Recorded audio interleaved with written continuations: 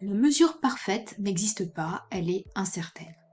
Nous allons voir dans cette vidéo comment estimer une incertitude. Qu'appelle-t-on incertitude de mesure? Pour une grandeur x, l'incertitude est notée U de x. L'incertitude permet de délimiter un intervalle de valeurs raisonnables en supposant que le mesurage a été effectué correctement. En physique comme en chimie, on ne donne pas une valeur mesurée, mais un intervalle de valeurs. Par exemple, pour une température mesurée de 36,8 degrés Celsius avec une incertitude de 0,4 degrés Celsius, on ne connaît pas la valeur exacte de la température, on peut simplement dire qu'elle est comprise dans un intervalle de mesure compris entre 37,2 degrés Celsius et 36,4 degrés Celsius. Alors, comment estimer l'incertitude? L'estimation de l'incertitude dépend du nombre de mesures effectuées. Dans le cas de plusieurs mesures, l'incertitude est estimée par une approche statistique et une calculatrice sera nécessaire. C'est ce qu'on appelle l'incertitude type A. Dans le cas d'une mesure unique, l'incertitude sera estimée grâce aux données du fabricant de l'appareil de mesure ou par l'appréciation de la façon dont la mesure a été effectuée. C'est ce qu'on appelle l'incertitude de type B. Comment estimer l'incertitude d'une série de mesures? Lorsqu'un opérateur effectue plusieurs mesures indépendantes de la même grandeur physique, il obtient en général des résultats différents.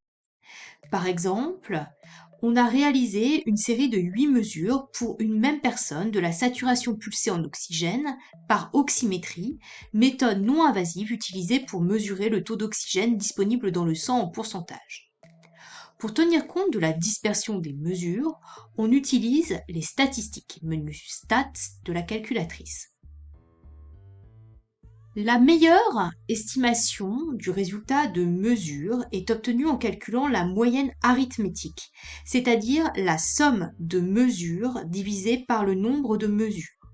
L'incertitude type de la moyenne est calculée grâce à l'écart type expérimental, noté SX. Attention, il est différent de celui que vous avez vu en mathématiques. Dans l'exemple considéré, la valeur de la moyenne arithmétique est de 97 et l'écart type expérimental est de 1,3.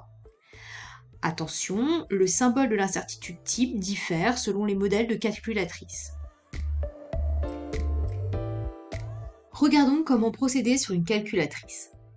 On entre les 8 mesures dans la liste L1 après s'être assuré que la liste est vide. 96, 2 fois 97, 95, jusqu'à la 8e valeur de 98.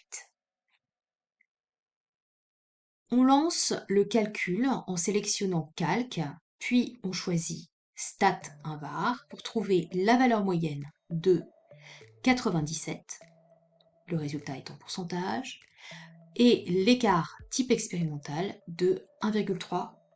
On calcule l'incertitude en utilisant la formule précédente et on obtient une incertitude de 0,5%. Comment estimer l'incertitude d'une mesure unique? Lorsqu'on n'a pas assez de matériel ou par manque de temps, on ne peut pas toujours répéter un grand nombre de fois les mesures, mais on peut néanmoins obtenir une estimation de l'incertitude type d'une mesure effectuée une seule fois. Sur la notice d'un glucomètre, on trouve une indication sur la précision qui n'est pas l'incertitude type. Le glucomètre est un dispositif médical destiné à mesurer le taux de glucose dans le sang. On prendra pour l'incertitude la formule suivante. Avec une concentration en masse de 104 mg par décilitre, on peut déterminer la précision de 10% et l'incertitude type en appliquant la formule.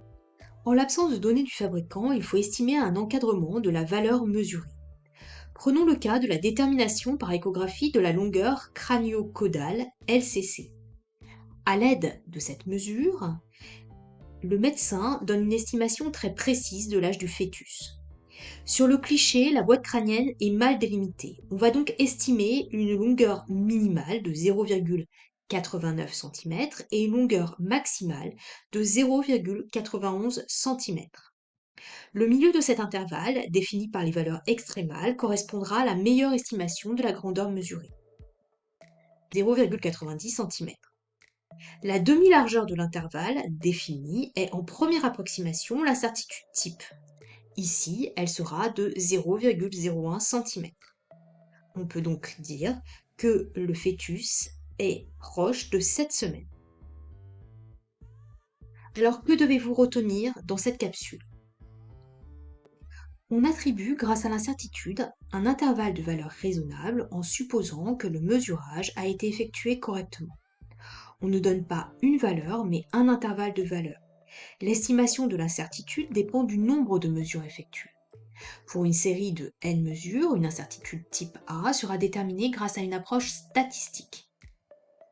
Pour une mesure unique, une incertitude de type B, on utilisera une approche autre que statistique. Pour une incertitude de type A, la meilleure estimation du résultat de la mesure sera la moyenne arithmétique. L'incertitude se calcule grâce à l'écart type expérimental. Pour une incertitude de type B, grâce aux informations techniques ou grâce à l'appréciation de la façon dont la mesure a été effectuée, on pourra déterminer l'incertitude d'une mesure unique. À bientôt pour une prochaine capsule.